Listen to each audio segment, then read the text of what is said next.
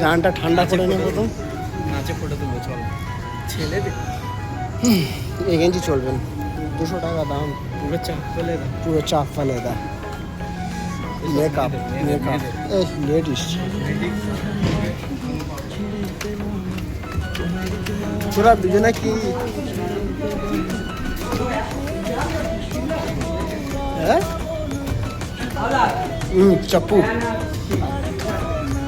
Wow, আমরা সোজা ওপরে উঠলাম দুতলাতে। উঠে দেখলাম এই দুটো মানুষ দুটো টি শার্ট আর প্যান্ট পরে আছে।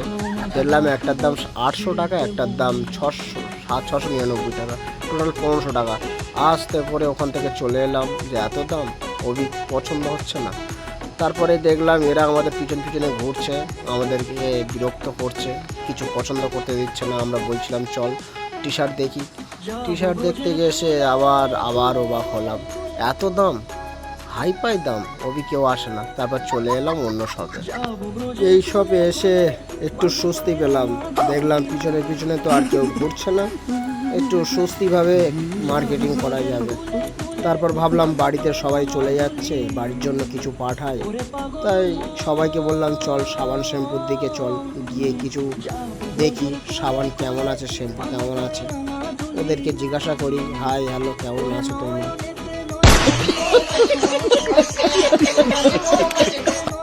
তারপরে আমি ওদেরকে বলছিলাম অফার কোথায় আছে দেখ, একটা নিলে একটা ফ্রি হবে, দুটো নিলে একটা ফ্রি হবে, এসব দেখছিলাম। তারপর দেখলাম অনেক নামি দামি কোম্পানির সাবান আছে, শ্যাম্পু আছে, তেল আছে, আরও সেন আছে, মানে অনেক কিছু আছে, ডিটারজেন্ট আছে।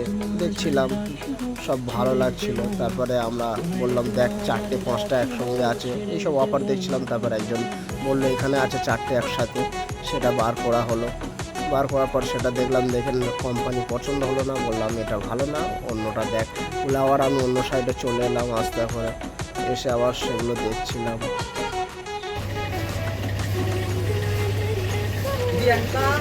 দিয়ান্তা ওই 20 30 ও হ্যাঁ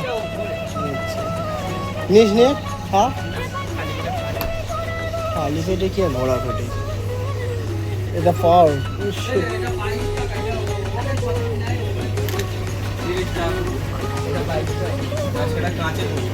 এটা নে একটু নে।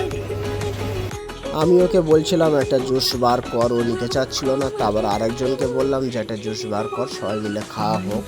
তা সে বার করলো 20 টাকা একটা জুস। তারপর বললাম এখন সিল কাটিস না, বিল পেমেন্ট করার পরে খাওয়া হবে বাইরে গিয়ে।